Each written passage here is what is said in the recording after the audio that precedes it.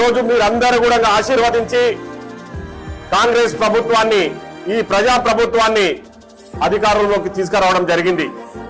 ఆ రోజు మేము హామీ ఇచ్చినాం, 500 రూపాయలకే సిలిండర్ అందజేస్తామని చెప్పేసి. మహిళా తల్లులు చాలా మంది ఎలక్షన్ ప్రచారం అప్పుడు చూసిన చాలా మంది 1400, 1200 పెట్టి సిలిండర్ తెచ్చుకోలేక మళ్ళా పాత పద్ధతిలో కట్టెల పొయ్యిలు పెట్టుకొని రొట్టెలు చేసుకునే పరిస్థితి ఉండే. అవన్నీ దృష్టిలో ఉంచుకొని ఈరోజు మీకు 500కే సిలిండర్ ఇవ్వాలనే లక్ష్యంతో ఆ రోజు ప్రభుత్వం హామీ ఇచ్చింది. ఆ హామీని ఈరోజు మేము నెరవేరుస్తాం.